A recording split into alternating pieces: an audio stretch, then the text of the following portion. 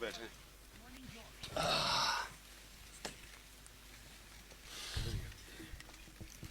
اچھا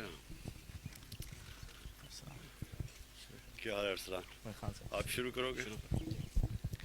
ہاں صاحب تھینک یو فار کمنگ. آج ہمارے پاس اس وقت بہت پرومیننٹ یوٹیوبرز اور ڈیجیٹل پبلیشرز کا ایک گروپ پورا آیا ہوا ہے, اور اس وقت جو کانٹینٹ کریٹرز یوٹیوب کے اس وقت ہمارے پاس ہیں ان کی کمبائنڈ ریچ کی اگر میں بات کروں تو وہ 25 to 30 ملین ہے.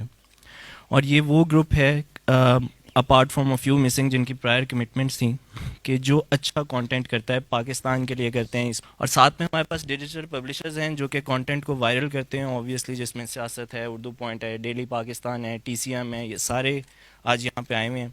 تو وداؤٹ ٹیکنگ ٹائم کہ آپ ان سے پہلے تھوڑا سا ایڈریس کریں اور اس کے بعد یہ کچھ کوشچنز آپ سے کرنا چاہیں گے. Thank you. بسم اللہ الرحمن الرحیم. پہلے تو سب کو خوش آمدید اور ویلکم یہاں آنے کا موقع ملا آپ سب سے بات کرنے کا. مجھے بہت پہلے آپ سے بات کرنی چاہیے تھی کیونکہ یہ بڑا کرٹیکل ٹائم ہے پاکستان میں, اور یہ جو کیونکہ آپ سب یوتھ ہیں, فیوچر ہے اس ملک کی, آپ سب کو پتہ ہونا چاہیے کہ ہم کس کرٹیکل سٹیج پہ کھڑے ہیں, اس میں ہمارے پاس چیلنجز کیا ہیں اور ہمارے سامنے جو اپرچونٹیز اس ملک کے سامنے وہ آج کیا ہیں, تاکہ اب سب کو پتہ چلے ڈائریکشن کیا ہے. سو میں بڑا چھوٹا پہلے کروں گا اور آپ کے کویسچنس میں لوں گا بعد میں. دیکھیں جو سب سے امپورٹنٹ چیز سمجھنے کی ہے کہ پاکستان ایک پرابلی اپنی تاریخ کا جو سب سے بڑا فائنینشیل کرائسس تھا اس سے نکل رہا ہے. یہ جب تک آپ کو اس چیز کی سمجھ نہیں ہوگی تو آپ ڈے ٹو ڈے جب ہوگا جی یہ فلانی چیز مہنگی ہو گئی, یہ ہو گیا, وہ ہو گیا, آپ اس کو سمجھ نہیں سکیں گے. جو کرنٹ جو اس وقت سارا جو ہمارا ملک جو چیلنجز فیس کر رہا ہے, اس کی جو اوریجن ہے وہ پیچھے ہے کہ پاکستان کس سٹیج پہ اس گورنمنٹ نے سنبھالا تھا. آج ارسلان میں نے آپ کو فارورڈ کیا ہوا آرٹیکل مہاتر محمد کا, وہ ضرور ان سب کو وائرل کریں. یہ بڑا امپورٹنٹ ہے آپ کے لیے آج آرٹیکل پڑھنا. مہاتر محمد نے ایک آرٹیکل لکھا ہے جو میں نے ارسلان کو کہا کہ وائرل کرے. یہ اس لیے امپورٹنٹ ہے کیونکہ مہاتر محمد کو وہ ملیشیا ملا تھا جو آلموسٹ آئیڈینٹیکل سچویشن تھا جو ہمیں ملا تھا پاکستان. تو اس نے جو آرٹیکل لکھا ہے کہ کیا چیلنجز ملیشیا فیس کر رہا ہے, وہ آپ پڑھیں گے تو آپ کو لگے گا کہ وہ پاکستان کی بات کر رہا ہے. فرق صرف یہ ہے کہ ملیشیا کا اتنا بڑا کرائسس نہیں تھا جو ہمارا کرائسس ہے. ملیشیا کی اکانومی اس حالت میں نہیں تھی ہماری, لیکن اس نے ٹیک اوور کیا ملیشیا ایک کرپٹ گورنمنٹ سے, جس کو وہ کلیپٹوکریسی کہتا ہے. وہ کرپٹ گورنمنٹ سے اس نے ملیشیا کو سنبھالا, اور وہ اس کرپٹ گورنمنٹ نے وہی کیا ملیشیا سے جو ہمارے یہ جو پولیٹیکل مافیا نے ہمارے ساتھ کیا, ایگزیکٹلی وہی کیا. اسی طرح کی بینکرپسی, اسی طرح نہیں ہماری بینکرپسی ان سے زیادہ تھی, لیکن مقروض کیا ملک کو, ڈیفیسٹس بڑے بڑھ گئے, قرضے لینے پڑے, وہ بالکل وہ پیٹرن ہمارا ہے. اور پھر وہ مافیا یونائٹڈ, اور ان کی پارٹی جو کیونکہ یہ جو پارٹی بنی ہے جس نے اس کو ہٹایا ہے, یہ پہلی دفعہ پاور میں آئے ہیں سب. تو جو وہ چیزیں کہتا ہے وہ پلیز آپ نے سب نے پڑھنی ہے. مہاتر محمد یاد رکھیں کہ مسلمان دنیا کا وہ سٹیٹس مین ہے جس نے ملیشیا کو چینج کیا تھا, ٹرانسفارم کیا تھا from rural economy to middle income economy. $9,000 per capita وہ چھوڑ کے گیا تھا, $500 پہ ملیشیا کو اس نے سنبھالا تھا. تو وہ جو ملیشیا کی جو ساری جو رائز تھی اور جو چینج کیا تھا وہ سارے مہاتر کو ایٹریبیوٹ کرتے. تو ایک سیزنڈ, ایک 20 سال کا گورننس کا تجربہ. تو یہ جو آرٹیکل ہے یہ اس سے آپ کو اندازہ ہوگا کہ اس کو کیا چیلنجز فیس کر رہے ہیں, اور آپ ریئلائز کریں گے ایگزیکٹلی وہ چیلنجز ہمارے ہیں. تو ایک تو آپ کو سمجھنا ہے کہ یہ, اور وہ آرٹیکل آپ کو سمجھا دے گا کہ ہم کس قسم کے اکنامک کرائسس سے نکلے ہیں. سٹیبل کی ہے اکانومی آج ہمارے. اچھا, اور آپ سب کے لیے میں سمپلیفائی کر دیتا ہوں. اکانومی کو جب آپ دیکھتے ہیں نا, تو دنیا جب آپ کی ریٹنگ کرتی ہے, موڈیز یا جو دنیا, وہ صرف ایک چیز دیکھتی ہے, کرنٹ اکاؤنٹ, کیا وہ ڈیفیسٹ میں یا سرپلس میں. میننگ کہ آپ کے ملک سے ڈالرز جو باہر جا رہے ہیں اور جو آپ کے ملک میں ڈالرز آ رہے ہیں، کیا ان کے اندر اگر خسارہ ہے یا وہ سرپلس ہے. یہ ڈیفائن کرتی ہے آپ کی اکانومی. اس کے اوپر آپ کو دنیا قرضے بھی دیتی ہے، اس کے اوپر آپ کو دنیا آپ کی اکانومی کے اندر انویسٹ بھی کرتی ہے، کیونکہ اس کا مطلب کہ آپ کی اکانومی ہیلدی ہے. پاکستان کو جو اکانومی ملی تھی، ہماری تاریخ کا سب سے بڑا کرنٹ اکاؤنٹ ڈیفیسٹ تھا، آلموسٹ $20 ارب کا. کبھی پاکستان میں اتنا بڑا ڈیفیسٹ نہیں ہوا. تو اس کو سب سے اور جب ڈیفیسٹ ہوتا ہے پھر کیا ہوتا ہے؟ جب ڈیفیسٹ ہوتا ہے تو سب سے بڑا پرابلم یہ ہوتا ہے کہ وہ آپ کے کرنسی کے اوپر پریشر پڑ جاتا ہے. ملیشیا میں بھی اس ڈیفیسٹ کی وجہ سے ان کا بھی جو رنگٹ ہے اس نے لوز کیا ویلیو، ہماری کرنسی نے بھی ویلیو لوز کیا. تو جب ویلیو لوز کرتی ہے تو اس کی آؤٹ کمز ہوتے ہیں، کہیں آپ کے قرضے ایکسٹرنل ڈیٹ بڑھ جاتی ہے. سیکنڈلی انفلیشن آ جاتی ہے، کیونکہ جو بھی چیز آپ نے باہر سے امپورٹ کرنی ہے وہ 30% مہنگی ہوگی. تو ہمارا مطلب یہ کہ ہماری تیل مہنگا اگر ہوتا ہے اور گیس مہنگی، اس کا مطلب بجلی مہنگی، اس کا مطلب ٹرانسپورٹ مہنگی، ایڈیبل آئلز مہنگے، اس کا مطلب کھانے گھی مہنگا. تو جو اس کا امپیکٹ ساری چیز کے اوپر پڑتا ہے جب ایک امپورٹڈ انفلیشن ملک میں آ جاتی ہے. ایک دوسری انفلیشن بھی ہے، وہ سپلائی سائڈ، مطلب ہماری یہ جو سیزن میں چیزیں مہنگی ہو جاتی ہیں کھانے پینے کی، وہ تو مطلب کہ وہ اس میں ہماری غلطی ہوتی ہے. لیکن یہ جو امپورٹڈ انفلیشن ہے اس میں ہم کچھ نہیں کر سکتے. اس کے جتنے بھی امپیکٹ پڑتا ہے جب آپ کا کرنٹ اکاؤنٹ ڈیفیسٹ ہوتا ہے، اس کے جو نتائج ہوتے ہیں وہ اکانومی پہ پڑتے ہیں. تو جب اگر آپ ان کے پچھلے دوروں نے کہا جی ہم نے گروتھ ریٹ بڑھا دی، گروتھ ریٹ کا مطلب کچھ نہیں ہوتا، وہ تو ایک ٹیمپرری، اگر میں بھی امپورٹ کرنے شروع کر دوں چیزیں تھوڑی دیر کے لیے خوشحالی آ جائے گی، لیکن ایونچولی وہ آپ کا جتنا خسارہ بڑھتا جائے گا آپ کا کرنسی گرنی شروع ہو جائے گی. کرنسی گرے گی، ملک کی ویلتھ نیچے چلی جاتی ہے. یہ صرف میں نے تو اس وقت 75% ہمارے دور میں کرنٹ اکاؤنٹ ڈیفیسٹ نیچے آیا. یہ بہت بڑی اچیومنٹ ہے گورنمنٹ کی. اور ہماری جو فسکل ڈیفیسٹ وہ بھی نیچے آیا. ہماری ایکسپورٹس تھوڑی بڑی ہیں کیونکہ ڈالر ٹرمز میں ٹائم لگتا ہے جب تک آپ آرڈرز ملتے ہیں، فیکٹریاں لگتی ہیں، لیکن ہم نے امپورٹس کرٹیل کیے ہیں، ہماری ریمیٹنسز بڑھ گئے ہیں، تو ہمارا وہ گیپ نیرو ہو گیا. یہ ایک بہت بڑی اچیومنٹ ہے. اس کی وجہ سے اسٹیبل ہوا ہے، اس کی وجہ سے روپیہ تھوڑی دیر گین کیا ہے، اسٹاک مارکیٹ پہ کانفیڈنس آ گیا ہے، سب سے زیادہ انویسٹمنٹ آئی ہے پاکستان میں. بیسکلی ہمارا ڈائریکشن ٹھیک ہو گیا. تو اکانومی میں صرف آپ کو یہ چیز سمجھنی ہے، اور یہ جب آپ آرٹیکل پڑھیں گے مہاتر کا تو آپ سمجھ جائیں گے. دوسری طرف ہمارے ایکسٹرنل چیلنجز جو فارن پالیسی کے ہیں وہ بھی آپ کو سمجھنا چاہیے. انفارچونیٹلی یہاں بات ہی نہیں کی جاتی. اوائڈ کیا، بڑا ایک سیریس مسئلہ آ جانا تھا کہ اگر یہ امریکہ کی اور ایران کی اور سعودی یہ کانفلکٹ ہو جاتی تو یہ جو آج ہمارا یہ جو مہنگائی ہے یہ آپ نے بھول جانی تھی کہ اس کے بعد کیا ہونا تھا. اس کے بعد یہ ہونا تھا کہ اگر تیل کی ایک دم تیل اوپر شوٹ کر جانا تھا، ہمارا پھر سے ڈیفیسٹ بڑھ جانا تھا. بڑے سیریس پرابلمس تھے. تو اللہ کا شکر ہے کہ ہمارا جو ایک بڑا مشکل فیز تھا، ایک ڈینجر بھی تھا، وہ رک گیا. لیکن دوسری طرف ایک اور افغانستان کا، وہ بھی ایک پاکستان پوری کوشش کر رہا ہے پیس پروسیس کے اندر، کیونکہ اگر امن ہوتا ہے افغانستان میں تو پاکستان ایک تو خیر افغانستان کے لوگوں کے لیے بہت اچھا ہے، 40 سال سے بیچاروں کی زندگیاں عذاب بنی ہوئی ہیں، لیکن ساتھ ساتھ ہمارے لیے سارا ٹریڈنگ روٹ کھل جاتا ہے کوریڈور مڈل سینٹرل ایشیا تک، اور یہ بڑے اس کے بہت بینیفٹس ہیں پاکستان کو. تو ایک تو وہ ہے، اور ویسے بھی ہمارے جو قبائلی علاقہ وہ افیکٹ ہوتا ہے، یعنی ہمارا جو مرج ڈسٹرکٹس ہیں وہ افیکٹ ہوتی ہیں افغانستان کی وجہ سے.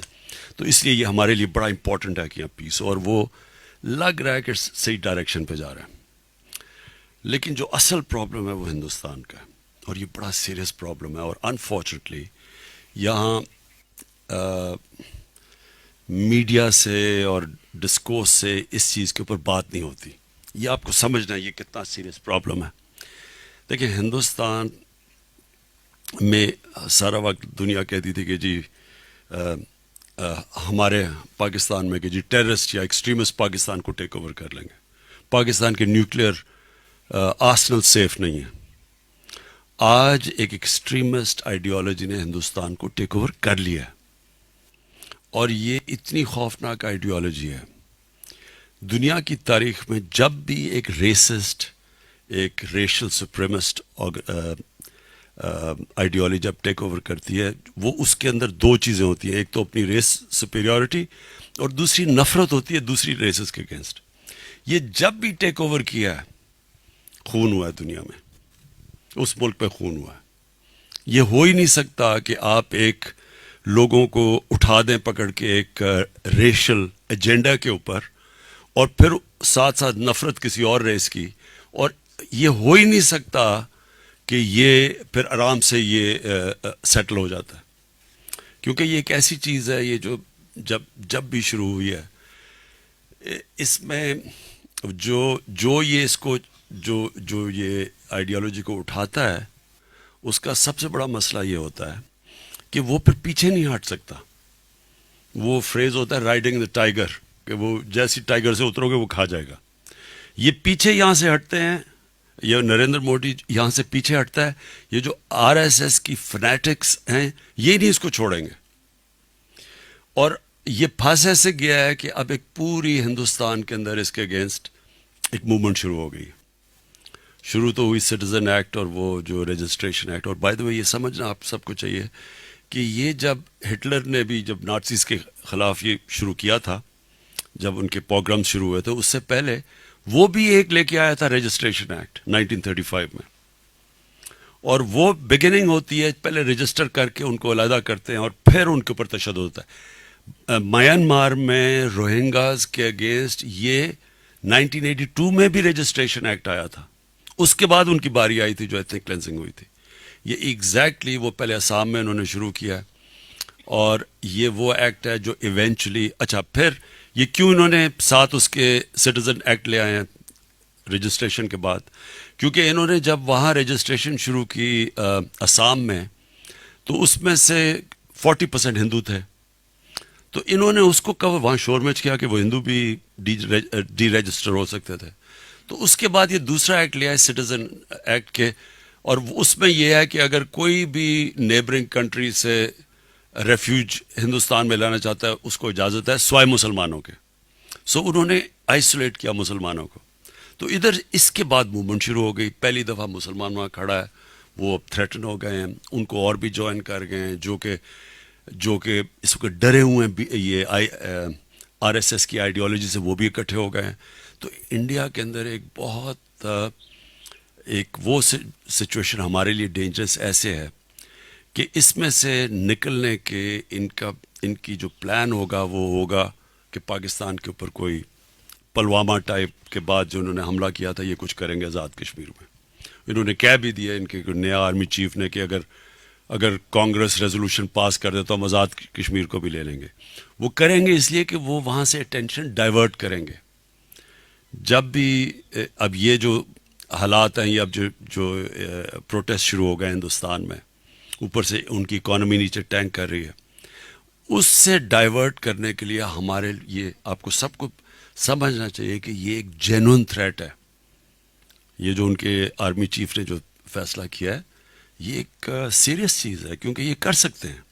اور اس لیے ہماری پوری نیشنل سیکیورٹی کی جو ہماری میٹنگ ہے، ہم سب تیار ہیں اس کے لیے کہ یہ ایک جینون پاکستان کو ایک فیئر ہے کہ یہ کسی ٹائم پہ بھی کچھ ہو سکتا، تو اس لیے ہم پوری تیاری کر رہے ہیں.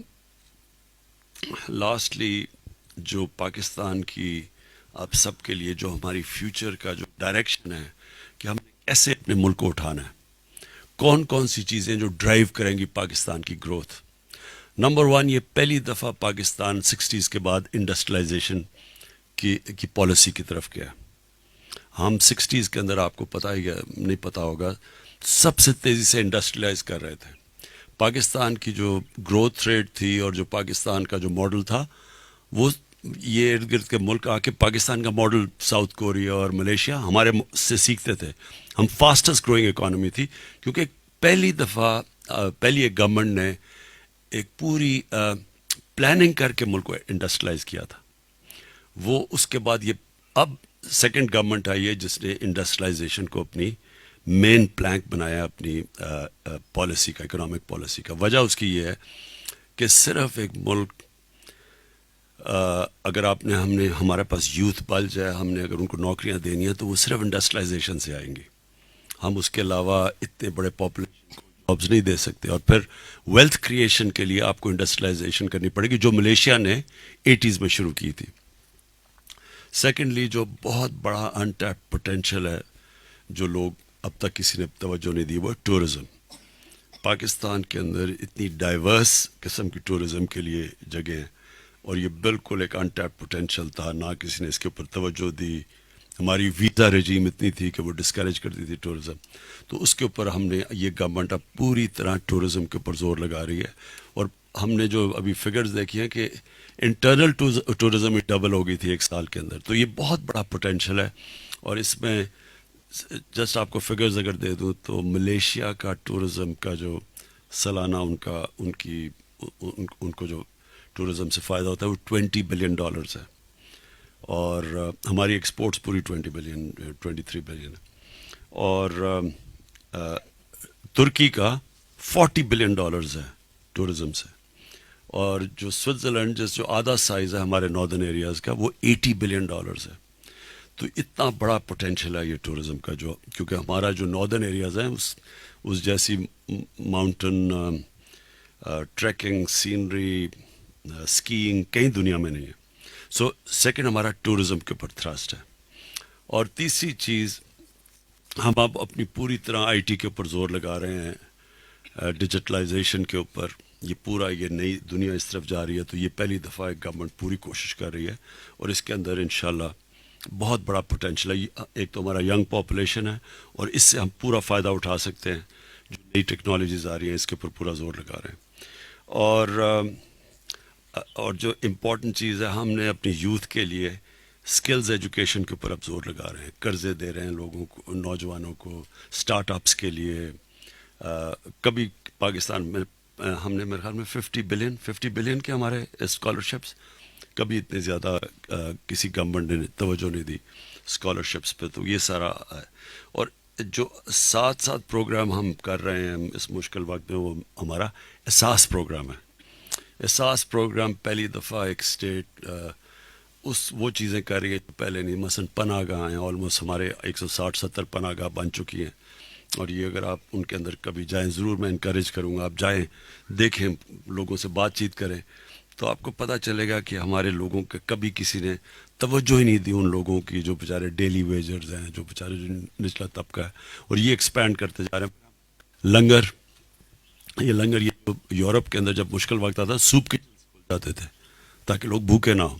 تو ہم نے یہ پورا اس کے اوپر زور دے رہے ہیں کہ جدھر کچی بستی ہیں، غریب علاقے ہیں، ادھر ہم فری لوگوں کو کم از کم کھانا دال روٹی ان کو ملے. اس کے بعد ہیلتھ کارڈ ہے. یہ ایک ریولوشن ہے پاکستان میں کہ پہلی دفعہ ہم نے اب تک 6 ملین 60 لاکھ خاندانوں کو ہم نے ہیلتھ کارڈ دے چکے ہیں. یہ پوری ریولوشن ہے. 7,20,000 روپیہ ایک خاندان کے لیے کہ اگر کوئی بھی بیمار ہوتا ہے کسی بھی ہاسپٹل میں جا کے اپنا علاج کرواتا ہے. کبھی پاکستان میں نہیں تھا. یہ یاد رکھیں کہ یہ جو بیماری ہے، یہ ایک چیز جو سب سے زیادہ لوگوں کو غربت کے نیچے دھکیل دیتی ہے. ایک خاندان میں جیسی وہ بجٹ ان کا بڑا تھن ہوتا ہے، چل رہا ہوتا ہے، جیسی کسی کو بیماری ہوتی ہے، وہ کیونکہ وہ پیسہ ادھر چلا جاتا ہے، وہ سارا خاندان غربت سے نیچے چلا جاتا ہے. یہ بہت بڑا ڈرائیور ہے پاورٹی کا. یہ ہمارا جو میرے خیال میں جو سب سے بڑا ہماری گورنمنٹ نے انسانوں کے لیے کام کیا ہے وہ ہیلتھ کارڈ ہے. اس کے علاوہ اب ہم ایک اپنا احساس کارڈ نکالنے لگے ہیں، کفالت، جس سے وہ ڈائریکٹلی وہ غریبوں کے اندر بانٹے جائیں گے، ان کو جو ڈائریکٹ پیسے جائیں گے جو بالکل نچلے ہیں. پھر ہم نے یوٹیلیٹی سٹورز کو اب پیسے دیے ہیں. ان کے اندر کوشش صرف یہ ہے کہ جو تنخواہ دار طبقے ہیں، جو آج کل کی مہنگائی میں ان کے لیے مشکل ہے، وہ جا کے سستی جو بیسک چیزیں ہیں، دال، چاول، آٹا، گھی، چینی، یہ ادھر جا کے سٹور سے لے لیں. اس کو یہ پروگرام آگے بڑھائیں گے. اور ہمارا جو یہ یوتھ پروگرام یہ قرضوں کا ہے، یہ یوتھ امپلائمنٹ کے لیے پوری کوشش ہے.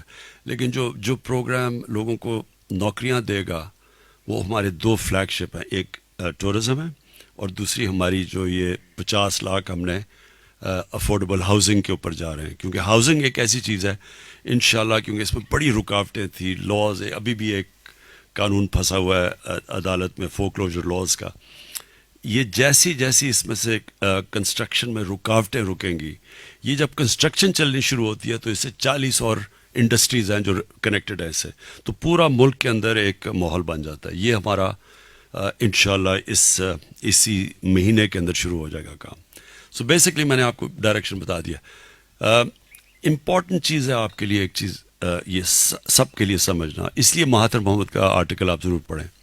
دیکھیں یہ نہیں ہو سکتا کہ اگر ایک گھر میں ڈاکہ پڑے اور اس کے اوپر قرضے چڑھ جائیں، یہ نہیں ہو سکتا کہ وہ گھر اوور نائٹ ٹھیک ہو جائے گا. یہ ہوگا ہی، ایک پروسیس سے آپ کو گزرنا پڑے گا. دنیا میں جب بھی کوئی ملک کا وہ حال ہوا ہے جو ہمارا ہوا کہ ریکارڈ قرضے، ریکارڈ خسارے، ڈیفیسٹس، فسکل، یہ نہیں ہو سکتا کہ ایک دم ہم کوئی چابی کریں گے اور ایک دم ملک ٹھیک ہو جائے گا. تو ایک پروسیس سے گزرتی ہے، اور ہم کوئی پہلی قوم نہیں ہے جس مشکل مرحلوں میں پھنسے ہیں. ملیشیا کا تو آپ کے سامنے اگزامپل ہے، لیکن بہت اور ملک ہیں، جنگوں کے اندر ملک تباہ ہو گئے، first world war, second world war میں پوری قومیں تباہ ہو گئیں، لیکن وہ ایک پروسیس سے گزر کے کھڑے ہو جاتے ہیں. لیکن یہ بھی ہوتا ہے کہ نہیں بھی ہوتے.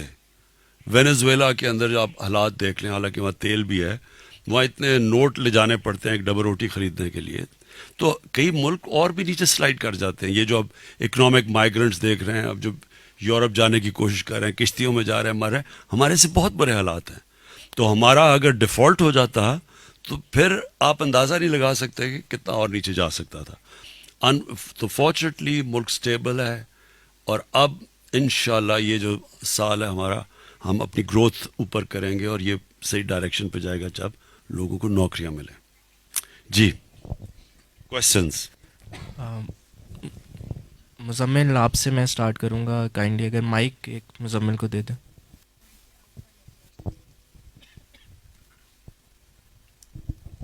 السلام علیکم خان صاحب، سید مزمل حسن زیدی فرام JND انالیٹکس.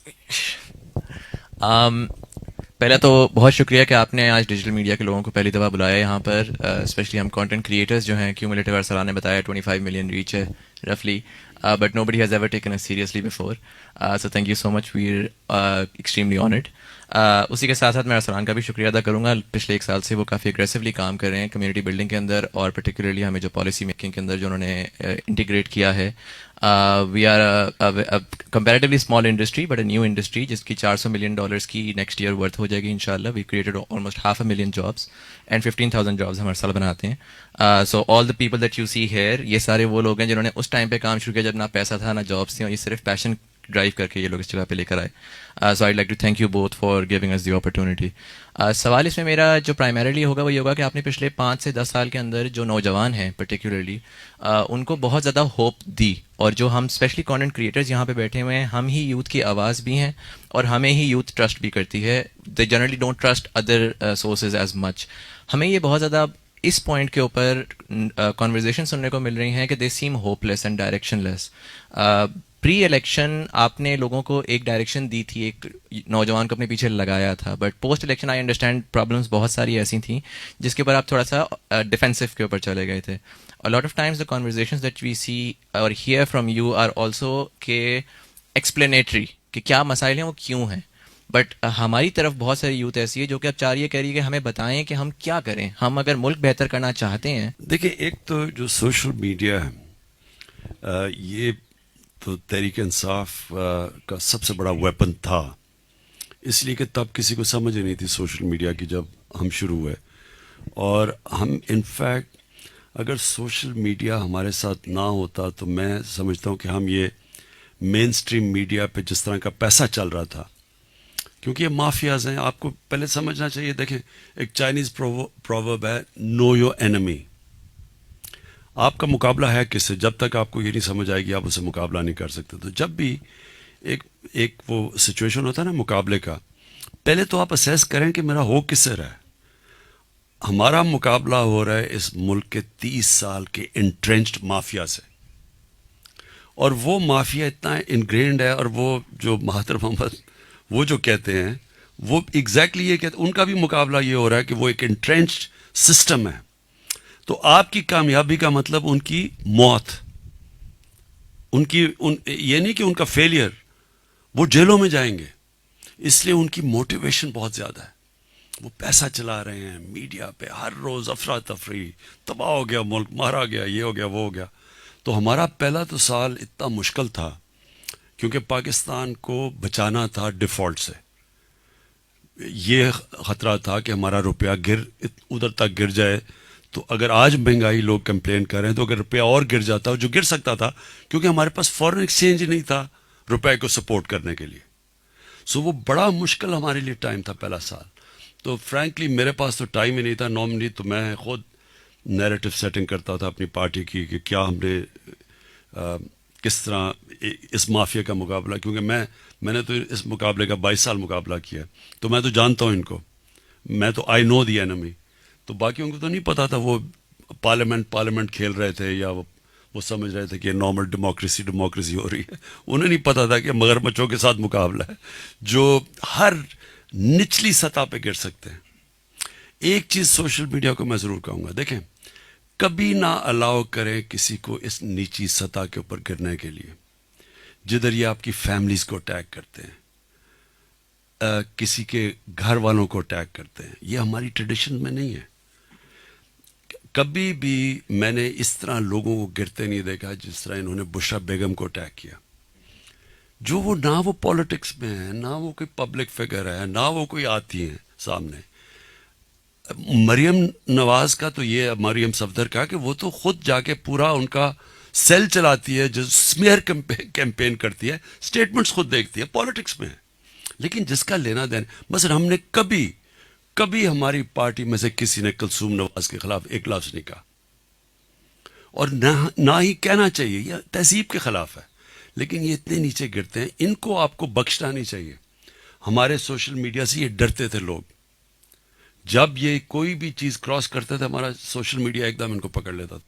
تو ایک تو پرسنل لیول کے اوپر کبھی نہ ان کو آنے دیں, کیونکہ یہ رانا ثناءاللہ جیسے لوگ جو ہیں, جو گٹر سے اٹھے ہوئے ہیں, کرمنلز ہیں, قاتل ہیں.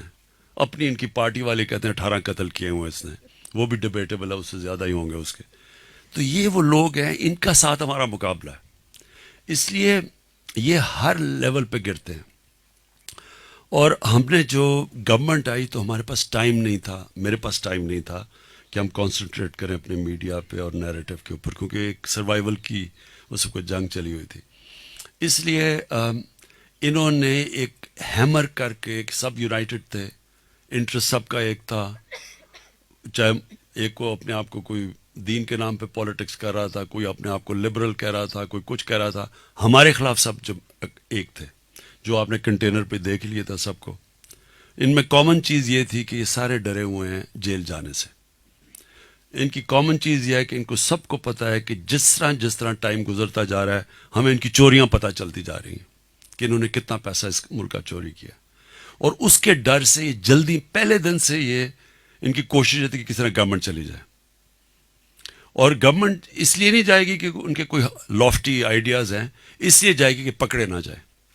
اس لیے یہ جو آپ ڈیفینسو کی بات کریں نا, ہم نے بڑا لیٹ ہم نے رسپونڈ کرنا شروع کیا ان کو, کیونکہ شروع میں تو ہم سارے 12 گھنٹے 8 گھنٹے تو کام کر رہے تھے, بلکہ میں نے تو کوئی چھٹی نہیں لی. پہلا 1 سال تو سارا وقت ہم کام کر رہے تھے, کہ ایک فائر فائٹنگ کر رہے تھے. تو اس لیے یہ جو آپ کو کہتے ہیں نا ایکسپلینیشنز, وہ اس لیے دینی پڑی. لیکن ہم اپنا پورا ایک روڈ میپ لے کے آ رہے ہیں یہ, اور اسی مہینے میں, جس میں ہم باقاعدہ لوگوں کو بتائیں گے کہ ہم کس ٹائم پہ کیا ہمارے اب انیشیٹیوز کھلنے لگے ہیں, کیا ہم کرنے جا رہے ہیں. اور نوجوانوں کو ایک چیز میں ابھی اسٹیٹمنٹ دی اور اس کے اوپر بڑے فنی کامنٹ سے آئے ہیں کہ اصل میں سکون تو قبر میں ملتا ہے. تو اس کے اوپر میں نوٹس کر رہا تھا کہ بڑے وہ ایک قائم علی شاہ کی کوئی چل رہی ہے کہ اس نے کہا کہ جی وہ بھٹو تو ابھی بھی زندہ ہے, تو قبر میں کیسے سکون آ سکتا ہے, پتہ نہیں. سو مطلب میرا یہ ہوتا ہے کہ زندگی جو ہے نا آپ کی, پلیز ایک چیز انڈرسٹینڈ کریں, یہ ہیپلی ایور آفٹر صرف فیری ٹیلز میں ہوتا ہے. ریئل لائف میں ایسی چیز نہیں ہوتی. ریئل لائف کا مطلب ہوتا ہے اسٹرگل. جب آپ کی زندگی میں اسٹرگل ختم ہو جاتی ہے نا, تو آپ یہ سمجھ جائیں کہ it's all smooth sailing downhill. Struggle ہوتا ہے جو کہ آپ کے اندر وہ پوٹینشیل آپ کا نکالتا ہے باہر. جتنے جتنے آپ چیلنجز لیتے رہتے ہیں, وہ کہتے ہیں نا, ایک بڑی اچھی سینگ ہے کہ ڈو ناٹ جج for what a person is, جج them by what they aspire to be. کیونکہ آپ کی ایسپریشنس ڈسائڈ کریں گی کہ آپ کتنے بڑے انسان بنیں گے یا کتنے چھوٹے انسان بنیں گے. سو یہ جو اسٹرگل ہوتی ہے نا, یہ یوتھ کے لیے, اس سے کبھی گھبرانا نہیں چاہیے, کیونکہ اسٹرگل کے اندر ایک انسان کی بڑی کوالٹیز نکلتی ہیں. آج تک کوئی بڑا انسان دنیا میں نکلا ہی نہیں ہے جو اسٹرگل نہیں کی اور جس نے برا وقت نہیں دیکھا. تو ایک ملک, قوموں کی زندگی میں بھی برے وقت آتے ہیں, اور برے وقت آنے ہیں. آپ کا گھر کو لوٹا گیا دونوں ہاتھوں سے, 4 گنا زیادہ قرضہ پاکستان کا 10 سال میں بڑھا ہے. یعنی 6 ٹریلین سے 30 ٹریلین پہ پاکستان کا قرضہ 10 سالوں میں پہنچا ہے. 60 سالوں میں 6 ٹریلین اور 10 سالوں میں پہنچ گیا 30 ٹریلین. تو یہ اس کے کانسیکوینسز ہیں. اور امیجن کریں نا, ایک گھر ہے آپ کا, ایک گھر کے اندر جب وہ لوٹا جاتا ہے, اور تو وہ ٹائم لگتا ہے کہ آپ اپنی آمدنی بڑھاتے ہیں, سارا گھر کام کرتا ہے, مشکل وقت میں خرچے کم کرتے ہیں, لگژریز کم کرتے ہیں, یہ قوم کو بھی کرنا پڑتا ہے. تو جو یوتھ کے لیے میرا ہے کہ دیکھیں, شکر کریں کہ آپ کا ملک سٹیبل ہے. اب شکر کریں کہ دنیا کی سب سے زیادہ انویسٹمنٹ آئی ہے. اب کتنی دیر کے بعد پاکستان میں فورن انویسٹمنٹ آ رہی ہے, وہ صرف اس لیے آ رہی ہے کہ ان کو کانفیڈنس آتا جا رہا ہے. اسٹاک مارکیٹ جو ایک دم نیچے راک باٹم سے اوپر گئی, کانفیڈنس آ رہا ہے لوگوں پہ. سو اب آگے جو ہے یوتھ کے لیے انشاءاللہ بڑی اپرچونٹیز نکلیں گی. میں آج آپ کے سامنے ایک پریڈکشن کرتا ہوں, کسی کا بھی, یہ سارے ارد گرد کے ملکوں کے اندر کسی میں اتنا پوٹینشیل نہیں ہے جو پاکستان میں ہے. یہ اللہ نے, میں تو جب سے گورنمنٹ میں ہوں, میں خود, میرا مائنڈ باگل کرتا ہے کہ کس طرح کی, یعنی اللہ نے ایگریکلچر میں ہم کہاں سے کہاں جا سکتے ہیں. صرف تھوڑی پروڈکٹیوٹی بڑھانی ہے. ہمارے پاس زمین ہے, ہمارے پاس پانی, اس کو بھی صحیح نہیں استعمال کرتے, کوئی ٹیکنالوجی نہیں ہم استعمال کر رہے. صرف as an agriculture country Pakistan کے اندر پوٹینشیل ہے کہ سب سے آگے نکل سکتے. پھر یہ منرل ویلتھ جو ہے, یہ لوگوں کو اس چیز کا نہیں پتا کہ صرف جو ہماری اس وقت 14 انہوں نے ریزروز ریکارڈنگ میں صرف ایک جگہ پہ 14 ریزروز ہیں گولڈ اور کاپر کے. صرف 2 جو ہے نا ان کے اسیس کیا ہوا ہے انہوں نے, جو 2 ابھی جس کے اوپر انہوں نے اسیسمنٹ کی ہے, ان 2 کا جو پروفٹ ہے وہ $100 بلین ہے. یعنی سارا جتنا ہمارا فورن ڈیٹ ہے وہ اتار سکتے ہیں. سو یہ اتنے, اس پہ پھر کولے کے جو ریزروز ہیں ہمارے پاس اتنا ہے, ہمیں کبھی فکر ہی نہیں کریں گے ساری زندگی, وہی صرف تھر کول سے بجلی یہاں سے اگلے 50 سال تک مل سکتی ہے. سو یہ ملک میں ہے, انفارچونیٹلی یہ سارا انیکسپلورڈ اور انیکسپلوٹڈ پوٹینشیل ہے. سو یوتھ کو کہنا ہے کہ آگے بڑے اچھا وقت آ رہا ہے. Ji ji thank you so much. Quickly جیسے آپ نے نیریٹو والی بات کی, اور جب فواد چودھری صاحب بھی منسٹری میں تھے, انہوں نے پی ٹی وی کو ریگولیٹ کرنے کی کوشش کی. جس طریقے کے ساتھ اردوغان نے ٹی آر ٹی شروع کیا, اے جے پلس ہے یا اور نیٹ ورکس ہیں, سو اس سائٹ کے اوپر آپ کے خیال سے گورنمنٹ جو ہے وہ کیا کرے؟ ریسنٹلی آپ نے جیسے ارطغرل والا ڈرامہ آپ نے کہا, پھر کچھ انٹرٹینمنٹ شوز ہیں, لیکن ابھی تک ہمیں ایز سچ کچھ نظر نہیں آ رہا اس حوالے سے. دیکھیں, یہ بڑا امپورٹنٹ ہے آپ سب کے لیے. پاکستان کو جو تھریٹ ہے نا, اور آپ سب وہ جو کانٹینٹ بناتے ہیں, یہ بڑا امپورٹنٹ ہے آپ کے لیے ریئلائز کرنا کہ پاکستان میں ایک بہت بڑا چیلنج آ رہا ہے. وہ چیلنج آ رہا ہے یہ موبائل فون کی وجہ سے, اور موبائل فون میں بچوں کو وہ کانٹینٹ اب اویلیبل ہے جو ہیومن ہسٹری میں کبھی نہیں تھا, ہیومن ہسٹری میں نہیں تھا. اس کا فال آؤٹ آ رہا ہے, اور بچوں اب اتنی تیزی سے ڈرگز اس اسکولوں کے اندر اب جا رہی ہیں جو کہ میں نے کبھی ریئلائز ہی نہیں کیا, جب سے پاور میں ہوں پتہ چلا ہے. اور دوسرا جو سیکس کرائم ہے, یہ اسکائی راکٹ کر رہی ہے پاکستان میں, جس میں پیڈوفیلیا ہے جو کہ بہت سیریس چیز ہے پاکستان کے اندر. چائلڈ پورنوگرافی میں ہم سب سے سیڈلی کہ پاکستان میں جا رہی, تو اس کے اوپر کلیم ڈاؤن تو کر رہے ہیں. لیکن اس کی ایک اور وجہ ہے کہ ہم کر کیا رہے ہیں. ہم ایک کانٹینٹ لیتے ہیں جو کہ پہلے آتا ہے ہالی ووڈ سے, پھر بالی ووڈ میں, پھر پاکستان میں. ایک وہ کانٹینٹ آ رہا ہے اس ملک کے اندر جو لوگ ریئلائز ہی نہیں کرتے, کیونکہ وہ ویسٹرن سویلائزیشن کو نہیں سمجھتے. ان کو یہی نہیں پتا کہ اس سویلائزیشن کی جو سب سے نقصان پہنچانے والی چیز ہے وہ ہم امپورٹ کر رہے ہیں وایا ہالی ووڈ. اس کے کانسیکوینسز کیا ہیں؟ اس کا سب سے بڑا کانسیکوینس ہے کہ فیملی سسٹم ٹوٹ رہا ہے, طلاقیں بڑھ رہی ہیں. میں جب انگلینڈ میں گیا تھا پہلی دفعہ تو 1 in 14 ڈیورسز تھی, 14 میں ایک. اب وہاں آلموسٹ 70-80% ڈیورس ہے. فیملی سسٹم ٹوٹ رہا ہے کیونکہ جتنی آپ یہ فحاشی اس کو یہ پرمیسو کلچر کو پروموٹ کرتے ہیں, اس کا ڈائریکٹ امپیکٹ فیملی سسٹم پہ جاتا ہے. اور آپ انڈیا میں جو حال دیکھیں اس کتنا جو نقصان ہندوستان میں پہنچ رہا ہے ان کی جو ایک کلاس کے اندر, تو ایگزیکٹلی وہی کر رہے ہیں. تو اس لیے میں یہ جو ڈرامہ کی بات کر رہا تھا, یہ جو سیریل ٹرکی میں, یہ پہلی دفعہ کسی نے ایفرٹ کی ایک آلٹرنیٹیو کلچر دینے کے لیے لوگوں کو, کہ ایک اور بھی کلچر ہے. یہ جو نانسنس آ رہا ہے اور یہ ڈی جنریٹ ہو گیا, اور اس کے علیحدہ ایک اور کلچر ہے جو کہ انہوں نے ایک آلٹرنیٹیو کلچر پروڈیوس کیا ہے. یہ بڑا امپورٹنٹ ہے بیکاز اس کے کانسیکوینسز ہیں. میں آج آپ کو کہہ رہا ہوں کہ لوگ ریئلائز نہیں کرتے, اس کے کانسیکوینسز ڈائریکٹلی فیملی سسٹم پہ ہیں. اور دنیا یہ بتاتی ہے, آج امریکہ کے اندر جب فیملی سسٹم ان کا ٹوٹا ہے تو آپ دیکھیں کہ جن ایتھنک گروپس کی امریکہ میں فیملی سسٹم انٹیکٹ ہے وہ سارے اکیڈیمکلی سب سے آگے نکل گئے ہیں, اور جن کے فیملی سسٹم ٹوٹتے ہیں وہ پیچھے رہ گئے, اپارٹ فرام ادر تھنگس, اور بھی جو اس کے امپیکٹ ہیں, بٹ وہ اکیڈیمکلی کمپیٹ نہیں کر سکتے. تو اس کے اوپر ہم پوری کوشش کر رہے ہیں. اس کے اوپر ہم نے ترکی نے پریزیڈنٹ اردوغان, مہاتر محمد اور میں نے بیٹھ کے ہم نے سوچا تھا کہ ہم ایک آلٹرنیٹیو دیں اپنی مسلمان دنیا کو, لوگوں کو. پہلے تو ایک اسلاموفوبیا جو اسپریڈ کر رہا ہے اس کے لیے بتائیں کہ ایکچوئل اسلام کیا ہے, اور سیکنڈلی پھر اپنی یوتھ کو ایک آلٹرنیٹیو دیں, کیونکہ یہ اب آپ ڈنڈے سے تو نہیں ختم کر سکتے, یہ ایک آلٹرنیٹیو, ایک سپیریئر نیریٹو سے ختم کر سکتے. جی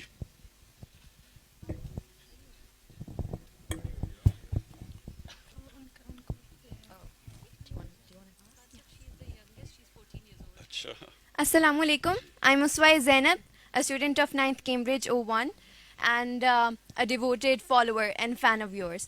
تو یہ ہے میرا سوال کہ آپ اپنی ہر تقریر, ہر خطاب میں یوتھ کو کہتے ہیں کہ ہمیں جاننا چاہیے اور پڑھنا چاہیے, اسٹڈی کرنا چاہیے کہ اسلام کیا ہے, سیرت النبی صلی اللہ علیہ وآلہ وسلم کیا ہے, ریاست مدینہ کیا ہے, ہمارے اسلاف کے طریقے کیا ہیں. تو میرا یہ سوال ہے کہ یوتھ پر اس کا اثر ہوتا ہوا نظر نہیں آتا, کوئی اس کا اثر نہیں لیتا, اور آپ کو نہیں لگتا کہ کوئی ایسا میکینزم ہونا چاہیے جس سے نہ صرف یوتھ کو پتہ چلے کہ یہ ساری چیزیں ہیں کیا, بلکہ کوئی عمل ہوتا ہوا بھی نظر آئے؟ دیکھیں, دو چیزیں. پہلے تو یہ جو مدینہ کی ریاست کا ماڈل ہے, یہ آپ کو سمجھنا چاہیے فنومینا کیا ہے. انفارچونیٹلی کیونکہ یہ مسجد کے اندر باتیں ہوتی رہتی ہیں, لوگ اس کو دین کی طرف لے جاتے ہیں. یہ ایکچولی جو قرآن ہے وہ آپ کی وہ ایک وے آف لائف ہے, اور ساری چیزیں قرآن میں اللہ نے لکھا ہوا ہے آپ کی بہتری کے لیے. جو چیزیں قرآن میں ہیں وہ اگر انسان فالو کرتا ہے اس کی زندگی بہتر ہوتی ہے. تو دو ماڈلز ہیں, ایک ہے مدینہ کی ریاست اور دوسرا ہے نبی صلی اللہ علیہ وسلم کی زندگی. اب یہ دو کیوں قرآن کہتی ہے کہ ان کے ماڈل فالو کرو؟ قرآن کہتی ہے نبی کے ان کی زندگی سے سیکھو, ان کی زندگی سے, اور پھر ان کی سنت سے اس پہ چلو. وہ اس لیے کہ دنیا کی تاریخ میں یہ دونوں سب سے سکسیسفل ماڈلز ہیں. آج جو مدینہ کی ریاست تھی وہ بیسس بنی تھی دنیا کا سب سے عظیم جو مسلمانوں کا سویلائزیشن تھا وہ بیس ہوا تھا مدینہ کی ریاست پہ, اور وہ ماڈرن پرنسپلز پہ بنی تھی. ویلفیئر اسٹیٹ یہ پہلی دفعہ کانسیپٹ آیا تھا, رول آف لا, سارے قانون کے سامنے ایک برابر, کوئی ریشل ڈسکرمنیشن نہیں تھی. آخری خطبے میں نبی صلی اللہ علیہ وسلم نے کہا سارے انسان چاہے جو مرضی آپ کا رنگ ہو ایک ہیں. یعنی وہ ایک ماڈرن ریاست تھی. سب عورتوں کو رائٹس دیے گئے, غلاموں کو آزاد کیا گیا. یہ ساری سب ماڈرن کانسیپٹس ہیں. ٹالرنس, ریلیجس ٹالرنس ہے. یہودی کیس کی جاتا ہے خلیفہ وقت کے سامنے, انتھنکیبل آج بھی. تو وہ سب ماڈرن کانسیپٹس تھے, اور وہ بیسس بنا ایک ٹوٹے پھوٹے جو یعنی جن کی کوئی حیثیت ہی نہیں تھی عربوں کی, 2 سپر پاورز کے سامنے وہ اٹھ کے دنیا کے لیڈرز بن گئے. اور یہ کتنی تیز بنے, یہ بھی آپ کو سمجھنا چاہیے کہ یہ ہیومن ہسٹری ہے, یہ میتھولوجی نہیں ہے. یہ 625 میں بدر کی جنگ ہوئی, 313 مسلمان. 636 میں 11 سال کے بعد رومنز کو انہوں نے بیزنٹائن ایمپائر کی شکست ہوئی یارموک کے اندر.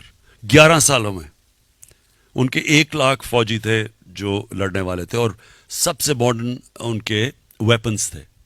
اور دوسری چیز, نبی صلی اللہ علیہ وسلم کی زندگی دنیا کی تاریخ میں کسی انسان نے اچیو کیا ہی نہیں جو انہوں نے کیا. کبھی ایسا انسان کی کوئی اچیومنٹ ہے ہی نہیں آج تک. تو ہم کتابیں پڑھتے ہیں, جو بھی کچھ کامیاب ہوتا ہے بزنس میں وہ کتاب لکھ دیتا ہے, وہ ہر کی بل گیٹس کی کتاب ہے سب کی, لیکن کسی انسان نے تو وہ کیا ہی نہیں جو انہوں نے کیا ہے. تو یہ تو 100 گریٹسٹ مین میں بھی نمبر 1 پہ ان کو رکھتے ہیں, کیونکہ کسی نے اچیومنٹ نہیں کی. Therefore یہ کامن, میں لوگوں کو کہتا ہوں کہ ان کو اسٹڈی کرو, دونوں کو, مدینہ کی ریاست کو اسٹڈی کرو, ان کی زندگی کو, کیونکہ اگر آپ نے اوپر جانا ہے زندگی میں تو ان کی زندگی میں سب کچھ ہے. آپ ان کے کیریکٹر کیا, ان کی زندگی میں کیا اسٹرگلز آئیں, کیا انہوں نے فیس کیا, تو یہ سب کچھ ہے. تو پہلے چیز تو میں یہ لوگوں کو یہ اس لیے کہتا ہوں, یہ اس سے بہتر آپ کے سامنے کوئی ماڈل نہیں ہے. آپ نے اپنی زندگی بہتر کرنی ہے. اس ملک نے اگر اوپر جانا ہے, ہمیں ان پرنسپلز پہ جانا پڑے گا جو مدینہ کی ریاست ہے. اب آگے سیکنڈ چیز, آپ نے کہا جی کچھ فرق نہیں پڑ رہا. آپ کو پتہ ہے انہی کی زندگی سے سیکھتے ہوئے 10 سال کے بعد, ان کی تبلیغ کے بعد صرف 40 لوگ مسلمان تھے. پوائنٹ کیا ہے کہ یہ, اور قرآن کے اندر بھی ایک جو سب سے بڑی صفت دی گئی ہے وہ پیشنس ان ایڈورسٹی, صبر کرنا. آپ کوشش کرتے رہتے ہیں. پلیز ایک چیز یاد رکھنا, یہ ہمیشہ ایک چیز یاد رکھنا, آپ نماز میں صرف ایک چیز مانگتے ہیں, اللہ مجھے ان کے راستے پہ لگا, راستے پہ لگا. پلیز یہ یاد رکھنا بار بار. وہ منزل نہیں آپ مانگتے کہ وہ جس پہ اللہ نے تُونے, ان کے راستے پہ لگا جن کو تُونے نعمتیں بخشی. سو آپ کا صرف کام ہے اس راستے پہ چلنا.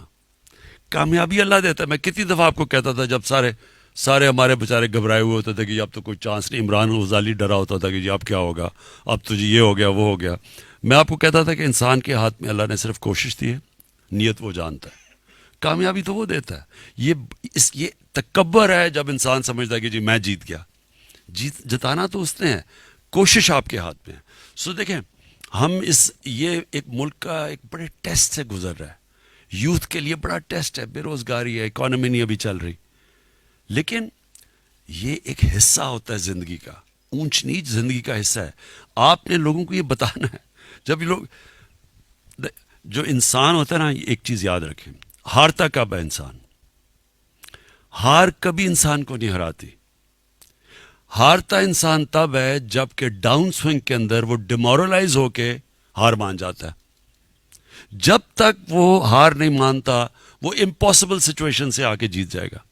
جب تک وہ ہار کے ڈائنامک سمجھتا ہے کہ یہ برا وقت آیا ہے, اس سے ہر فیلئر آپ کے لیے آپ کو سکھاتا ہے چیزیں. فیلئر سب سے بڑا ٹیچر ہوتا ہے. آپ سول سرچنگ سیکھتے ہیں, اور جب وہ اپنی غلطیاں دور کرتے ہیں آپ اور تکڑے ہو کے واپس آ جاتے ہیں. یہ ہے زندگی کا سائیکل. تو اس سے گھبرانا نہیں چاہیے کہ ابھی نہیں لوگ آ رہے ہیں, تھوڑی دیر میں آ جائیں گے, 2 سال میں آ جائیں گے, 3 سال میں آ جائیں گے. جی Assalamu alaikum. My name is Mariam Ali and I'm a business journalist and I create digital content on the economy. So, sir, you talked a lot about the industrialization policy that your government is going to introduce. And you said that the model that you have in mind is the 1960s of Pakistan. But as everyone over here who has taken Pakistan studies knows, most of that wealth was concentrated in the hands of 22 families. How are you going to make sure that your industrialization policy isn't concentrated in the hands of the few, and how are you going to redistribute that wealth? And also, how are you going to make sure that your industrialization policy actually leads to our exports increasing? Because currently our exports are quite sluggish, and no matter how much we depreciate our currency, they haven't been improving. Thank you. جو second question ہے، دیکھیں جب آپ کو export orders ملنے شروع ہوتے ہیں کیونکہ ہمارا روپیہ، ہماری ایکسپورٹس کمپیٹیٹو ہو گئی ہیں، تو وہ ایک ٹائم لیگ ہوتا ہے جب وہ آپ اپنی پوری کرنے کے لیے مے بی نئی انڈسٹری لگتی ہے، مے بی نئی انویسٹمنٹ آتی ہے، وہ ایک ٹائم لیگ ہوتا ہے اس میں. بٹ دا فیکٹ از کہ جو ٹرن راؤنڈ ہو گیا آلریڈی کہ ہماری ایکسپورٹس نے پک اپ کیا ہے، کئی ایکسپورٹس تو 30% ہماری کاٹن ٹیکسٹائلز کے اندر کئی جگہ میرے خیال میں ٹاولز یا کئی چیزیں وہ 30% انکریز کر گئی ہیں. سو وہ ڈائریکشن تو ٹھیک ہو گیا. سو ول ٹیک اے بٹ آف ٹائم. جہاں تک وہ جو 60s میں آپ نے بات کی نا کہ ایک دم ویلتھ کانسنٹریٹ ہو گئی تھی تھوڑے سے لوگوں کے اندر، یہ ہونی تھی. جب آپ ویلتھ کریشن کرتے ہیں، ویلتھ کریشن کیسے ہوگی؟ جس آدمی کے پاس پیسہ ہوگا ایکسٹرا وہی لگا کے کرے گا نا. غریب آدمی تو بڑے بڑے پروجیکٹس نہیں کر سکتا. پروجیکٹس تو وہی کریں گے جن کے پاس کیپیسٹی ہوگی. جو ہم نے غلطی کی، میں جب آپ کو بتا دوں گا، 60s میں جب ہم تیزی سے آگے جا رہے تھے، اس میں کوئی شک نہیں کہ ویلتھ کریشن تھی. کرنا کیا چاہیے تھا؟ ہم نے اس کو جس طرح چائنا میں ہوا ہے، چائنا میں ویلتھ کریشن ہوئی، انہوں نے جو پیسہ تھا، جو جیسے جیسے ویلتھ، انہوں نے پیسہ نیچے لوگوں کو غربت سے نکالنے کے لیے خرچ کر دیا. سو چائنا نے 70 کروڑ لوگوں کو 30 سال میں غربت سے نکالا ہے. یہ ہیومن ہسٹری کا میریکل ہے. 700 million people taken out of poverty. کیا کیا؟ ویلتھ کریٹ کی، اس کریشن سے انہوں نے نچلے طبقے کو اوپر اٹھا دیا. تو جب ہمارے پاس سرپلس ہوگا تو ہم نچلے پہ خرچ کریں گے نا. سو جو ہم نے غلطی کی اینڈ آف 60s، سوشلزم لے آئے، نیشنلائز کر دیا. اس سے کیا ہوا؟ انسینٹیو ہی لے گئے ہم سب. دیکھیں میں نے مثلا ہم نے شوکت خانم میں جب ہم نے اس کو کامیاب کرنا تھا 14 16 گھنٹے دن میں کام کیا. لیکن جو نیشنلائزڈ ہوتی ہیں یہ کیوں فیل ہو جاتی ہیں؟ کیونکہ وہاں وہ صبح آئے، کام کیا، چلے گئے، چاہے لاس ہو یا کیونکہ ان کو تو سیلری مل رہی ہے. کبھی بھی یہ یاد رکھیں کہ گورنمنٹ کا کمپیٹ کرنا پرائیویٹ سیکٹر سے ہے ہی مشکل، اس لیے کہ جو درد لیتا ہے ایک آدمی، مجھے پتا ہے میری اگر فیکٹری بند ہو جائے گی میں محنت ہی کروں گا، میں تو پاگلوں کی طرح کام کروں گا. جب مجھے پتا ہے کہ لاسز ہوتی جائیں، پی آئی کی بھی لاسز ہوتی جائیں، وہ اسٹیل مل بھی بند ہو جائے، مجھے تو پیسے ملتے جا رہے ہیں، میں کیا. So it can not compete with the private sector. So جو غلطی ہم نے کی، بجائے اس کو وہ جو پروفٹس اکٹھے ہو گئے تھے تھوڑے، ان کو ہم ریڈسٹریبیوٹ کرواتے ہیں. ہم یہ جو کرونی کیپٹلزم کو اٹیک کرتے ہیں، ہم نے ان کو ساری انڈسٹری بند کر کے یعنی اس کو ساری انڈسٹریل گروتھ ختم کر دی. سو ہم جو کریں گے، ہمارا تو پلان ہی ویلتھ کریشن کا یہ ہے کہ جیسے جیسے پیسہ اکانومی میں آئے گا اس کو ڈائیورٹ کریں گے نچلے طبقے کو اوپر لانے کے لیے.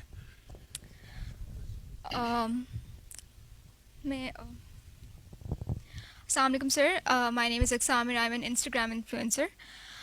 سر جیسے تھوڑی دیر پہلے آپ نے بات کی تھی، ایک تو یہ کہ جب کوئی آپ کو اٹیک کرتا ہے، آپ کی فیملی تک آتا ہے، تو آپ کو چپ نہیں بیٹھنا چاہیے. اس کے بعد آپ نے موبائل فون کی یوزیج کے بارے میں بات کی تھی.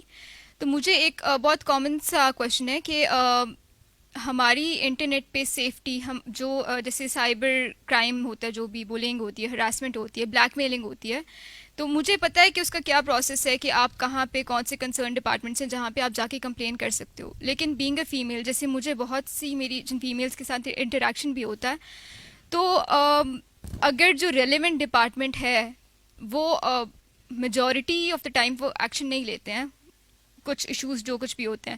اس کے بعد دوسرا ہمارے پاس جو سٹیزن پورٹل کا آپشن ہے وہ بہت اچھا آپشن ہے، لیکن وہاں پہ بھی اگر کسی چیز میں ڈیلے ہوتا ہے، اور کچھ کیسز ہوتے ہیں جو بہت زیادہ سینسٹیو ہوتے ہیں، اور being a female I can understand, اور شاید آپ کو بھی جنرلی پتہ ہوگا کہ فیمیلس کے لیے اتنا ایزی نہیں ہوتا ہے کہ وہ اوپنلی اس چیز کے بارے میں بات کر سکیں. تو اس چیز کا کیا سلوشن ہونا چاہیے، کیونکہ بہت کچھ سینسٹیو کیسز بھی ہوتے ہیں. میں نے یہ بالکل آپ ٹھیک کہہ رہے ہیں. یہ بڑا میں نے اپنے سامنے یہ ڈی جنریشن دیکھی اپنی سوسائٹی کی. یہ پہلے ایسا نہیں تھا ہمارا ملک. یہاں جب ہم بڑے ہو رہے تھے بڑا رسپیکٹ تھا عورتوں کا. میں جب انگلینڈ گیا پہلی دفعہ میں شوق ہو گیا کہ یہ وہ بالکل وہ جو گورے ہیں وہ رسپیکٹ نہیں کرتے عورتوں کی. ہم تو یہاں بہت بڑا رسپیکٹ تھا یہاں. یہ انفارچونیٹلی یہ جو غلط ٹرینڈز نکلی ہیں اور اس کو ہم نے کلیمپ ڈاؤن کرنا ہے. میں نے یہ اس کو ارسلان کو کہا ہوا ہے کہ FIA کے ساتھ یہ کام کریں اور ہم نے ان کو یہ جو سائبر کرائمز کے اندر جو لوگ لگے ہوئے اس کے اوپر ہم بڑی بری طرح کلیمپ ڈاؤن کرنے لگے ہیں. انفارچونیٹلی ابھی تک ہماری گورنمنٹ پیچھے رہ گئی تھی. یہ جو سارا یہ جو سوشل میڈیا یہ اتنی تیزی سے آگے گیا ہے کہ ہماری گورنمنٹ اسے کیچ اپ نہیں کر سکی. لیکن اب ہم ان کو تیاری کروا رہے ہیں, وہ لوگ انویسٹ کر رہے ہیں, ہائر کر رہے ہیں وہ لوگ جو ڈیل کر سکتے ہیں سائبر کرائم سے.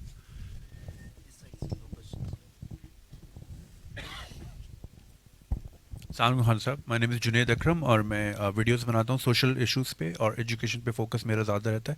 آپ نے انڈسٹریلائزیشن کی بات کی اور ہمیں نئے بزنسز کو پروموٹ کرنا ہے, مگر جہاں بات آتی ہے کہ ہمارے ہاں ملک میں ہم نے ٹرینڈ دیکھا ہے کہ ٹیکنالوجیز پہلے آ جاتی ہے لیکن اس کی ریلیونٹ پالیسیز جو ہیں ان کو آنے میں بہت ٹائم لگتا ہے. فار ایگزامپل جیسے سنگاپور میں اگر آپ نے اسٹارٹ اپ اسٹارٹ کرنا ہے تو 5 گھنٹے میں آپ کی کمپنی بھی اسٹیبلش ہو جاتی ہے, آپ کا بینک اکاؤنٹ بھی بن جاتا ہے.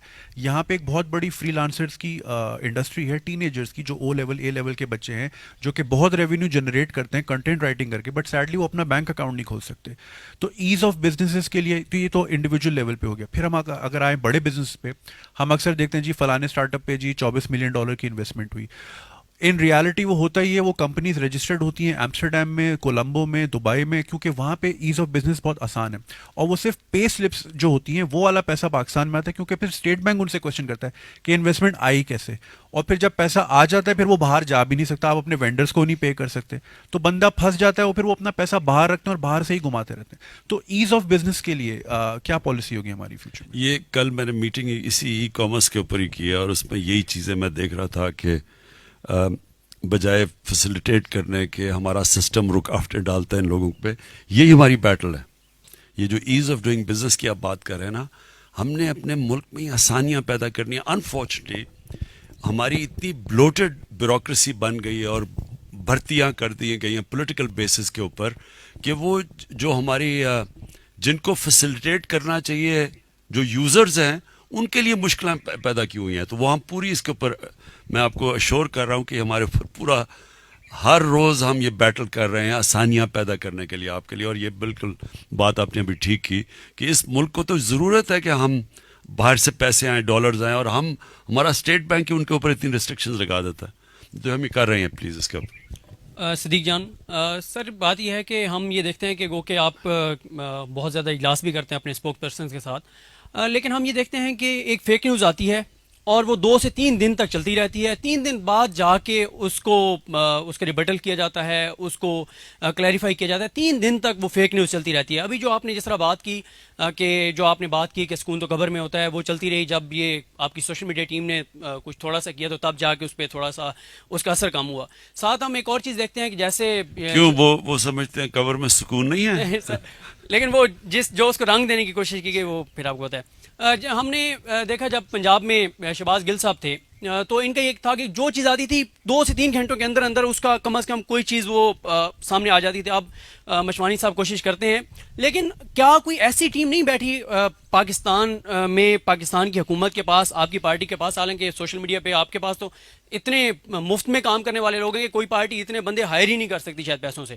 تو کوئی ایسا سیل ہونا چاہیے جو ایک طرح سے 24 گھنٹے کام کر رہا ہو, جو اس طرح کی فیک نیوز آتی ہے, جو چیز آتی ہے اس کو فوری طور پر اس کو کلیئر کیا جائے. پیمرا ہم دیکھتے ہیں, پیمرا کوئی کام اس طرح سے نہیں کرتا. تو اور آخری بات جو ایک اور کہنا چاہتا ہوں وہ یہ کہنا چاہتا ہوں کہ آپ نے جو کہا کہ جاب کریشن کے حوالے سے آپ نے کہا وہ جن 2-3 ان کو آپ نے شعبہ جات کو کہا, اس میں ایک چیز شاید آپ مس کر رہے ہیں, وہ آئی ٹی کی ہے. آئی ٹی پہ اب آپ کی توجہ آئی ہے, لیکن پچھلے 16 ماہ میں ہم نے اس طرح سے توجہ نہیں دیکھی. اگر میں آپ کو ایک چیز بتا دوں کہ آپ یہ دیکھ رہے ہیں نا کہ ایک بہت زیادہ ٹرینڈ آ رہا ہے کہ بہت سارے اینکرز یوٹیوب پہ آ گئے ہیں. شاید یہ لگتا ہے کہ ان کو آزادی ہے یوٹیوب پہ اس لیے آ رہے ہیں, ایسا نہیں ہے.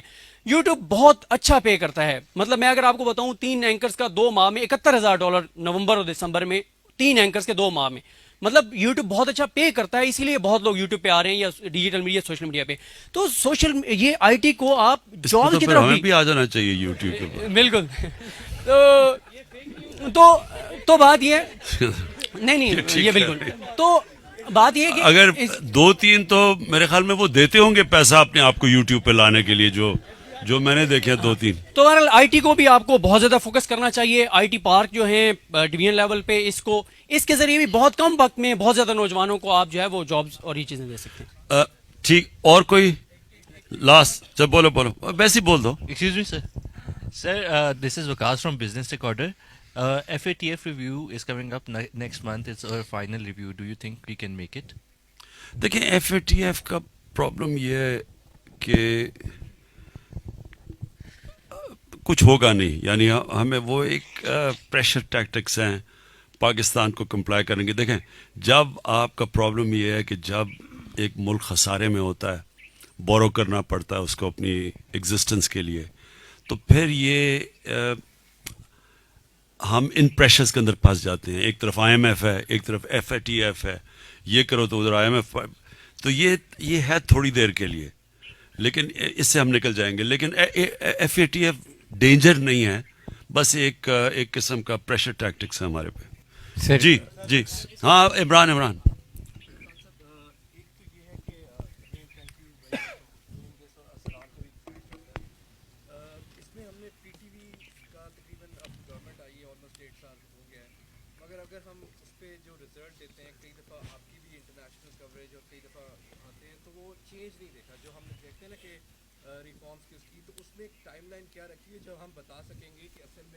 پی ٹی وی, اچھا ایک منٹ, پی ٹی وی دیکھیں سارے جو ادارے ہیں نا بینکرپٹ ہیں. پی ٹی وی کے اوپر اتنا بڑا قرضہ چڑھا ہوا ہے, پتہ نہیں کتنا 20-30 ارب ہے, پتہ نہیں اتنا روپیہ ساروں اداروں پہ ہے. تو اس لیے ہم اس کو ابھی تک, اور اوپر سے اتنے زیادہ انہوں نے بھرتیاں کر دی ہیں پولیٹیکل بیسس پہ, وہ بھرا ہوا ہے ادارہ, سو اس کو ہم ٹھیک کر رہے ہیں. ابھی تھوڑا ٹائم لگے گا کیونکہ ہمیں تھوڑے پیسے چاہیے اس کی کوالٹی بہتر کرنے کے لیے, لیکن ہم کر رہے ہیں اس کے اوپر.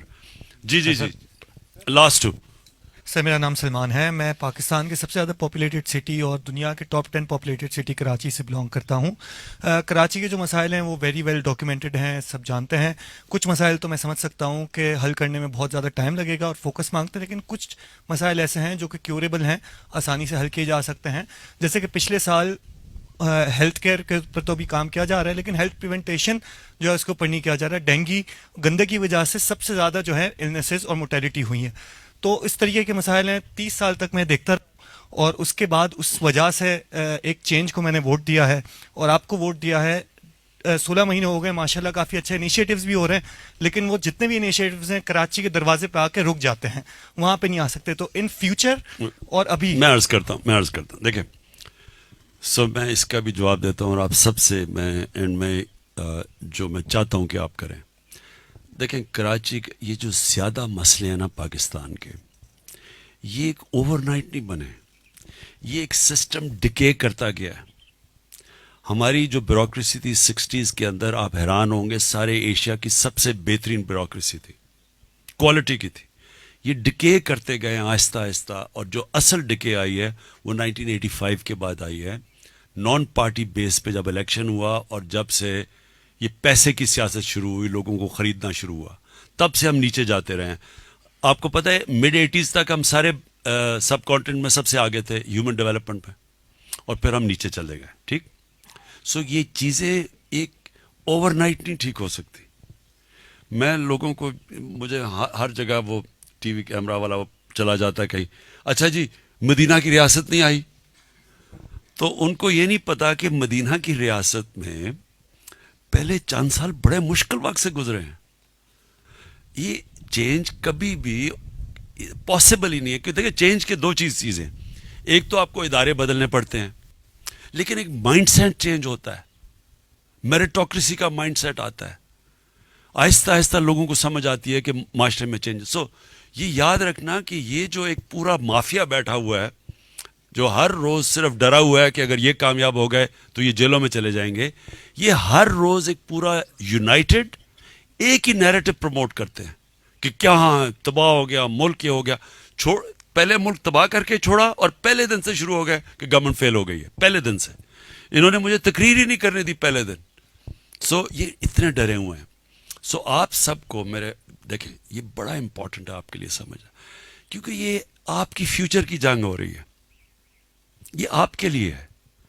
اگر یہ ملک اٹھتا ہے, میں آپ کو یقین دلاتا ہوں کہ یہ ملک میں جو پوٹینشیل ہے, یہ جو ٹیک آف کرے, دیکھیں ہماری اسٹریٹجک لوکیشن ہی ایسی ہے کہ یہ ملک سب کو پیچھے چھوڑ جائے گا. اس کی جو چائنا کے ساتھ لنکیجز ہیں اور ہماری جو ریلیشن شپ ان سے, وہ سب سے دنیا کی تیز ترین بڑھ رہی ہے اکانومی. پھر ہماری جو سارا اسٹریٹجک مسلمان دنیا میں, یہ کسی دن یہ نریندر موڈی جائے گا اور ہندوستان میں سین گورنمنٹ آئے گی تو وہ بھی اتنی بڑی مارکیٹ, دنیا کی 2 سب سے بڑی مارکیٹس ہیں.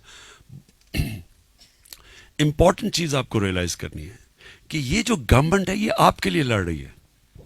میں تو اپنے گھر میں رہتا ہوں, میں تو اپنے خرچے برداشت کرتا ہوں, میرا تو کوئی کیمپ آفس بھی نہیں ہے. مجھے تو اگر گورنمنٹ نہ ہو تو میں اپنے گھر مجھے تو فرق ہی نہیں پڑے گا میری زندگی کو. سو امپورٹنٹ, میں کوئی فیکٹریاں نہیں بنا رہا, میرے رشتہ دار کوئی بزنسز نہیں کر رہا ہے, میں کوئی سو ہمارا صرف ایک ہی کنسرن ہے کہ ہم اپنے ملک کو اٹھائیں. نہیں تو میں پالیٹکس میں نہ آتا, میرے پاس سب کچھ ہے. آپ کے لیے بڑا امپورٹنٹ ہے کہ آپ کو سپورٹ کرنا چاہیے اس گورنمنٹ کو, کیونکہ ہمارا مافیا سے مقابلہ ہے, میڈیا پہ پیسہ چل رہا ہے. یہ ایسے نہیں ہے کہ ہر روز شام کو وہ ایک سے شروع ہوتا ہے اور وہ سارے شروع ہو جاتے ہیں, ایک چیز لیتے جی ملک تباہ ہو گئے, مارے گئے, برباد ہو گئے. یہ اچھا جی وہ اچھا جی بتائیں مہنگائی ہے, وہ کہتا ہے جی ہاں مہنگائی ہے, کدھر ہے جی نیا پاکستان. یہ پوری پلاننگ سے ہو رہی ہے. آپ کو پہلے پوچھنا چاہیے مہنگائی ہوئی کیا ہے, کس کی وجہ سے مہنگائی ہوئی ہے. سو آپ ہیں جو نیریٹو اس کا بلڈ کریں گے. آپ کو یہ گورنمنٹ سے یہ پوچھنا چاہیے کہ کوئی گورنمنٹ کے اندر ہم تو کوئی ایسی چیز نہیں کر رہے کہ ہم اپنی کوئی ذات پہ لگے ہوئے ہیں. میں تو پرائم منسٹر ہاؤس میں نہیں رہتا, ہم نے اپنے خرچے کم کر دیے ہیں. فیڈرل گورنمنٹ نے 40 ارب اپنے خرچے کم کیے ہیں. ہمارا کوئی منسٹر اس وقت, اگر کوئی بھی ہمارا منسٹر کرپشن میں ہے, آپ مجھے بتائیں, آپ کو پتہ میں ایکشن لوں گا, کیونکہ میں نہیں کرپشن کر رہا. تو اگر میں نہیں کر رہا, میں کسی اور کو کرنے دوں گا. اور ہمارے مخالف کون ہیں؟ سارے ملک کے کرپٹ ترین لوگ ایک طرف ہیں. کہیں دنیا میں آپ نے یہ مذاق دیکھا ہے کہ سارے باہر بیٹھے ہوئے ہیں آج لنڈن میں, اربوں روپے کی پراپرٹیز میں بیٹھے ہوئے ہیں, ایک آدمی نہیں بتا سکتا کہ پیسہ کدھر سے آیا. انہوں نے ابھی تک ایک ڈاکیومنٹ نہیں دی کہ یہ پیسہ پاکستان کدھر گیا. میں نے 10 مہینے سپریم کورٹ میں باہر سے اپنی پراپرٹی بیچ کے پاکستان پیسہ لے کے آ رہا ہوں. 10 مہینے میں نے سپریم کورٹ کو 60 ڈاکیومنٹس دی. 40 سال پرانا کون سا کانٹریکٹ تھا کرکٹ کا, حالانکہ میں تو کرکٹر تھا, میں تو پبلک آفس ہولڈر نہیں تھا. اس کے باوجود میں نے ساری منی ٹریل دی کہ پاکستان پیسہ لے کے آ رہا ہوں. انہوں نے ایک ڈاکیومنٹ نہیں دی کہ پیسہ باہر کیسے گیا ہے. تو یہ سارا چوری کا پیسہ ہے.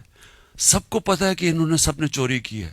دونوں بڑے گھر لگے ہوئے ہیں, بزنسز ان کی دیکھیں, ان کی آپ جو چیزیں آپ دیکھ رہے ہیں, جس طرح کی انہوں نے پیسہ لوٹا ہے.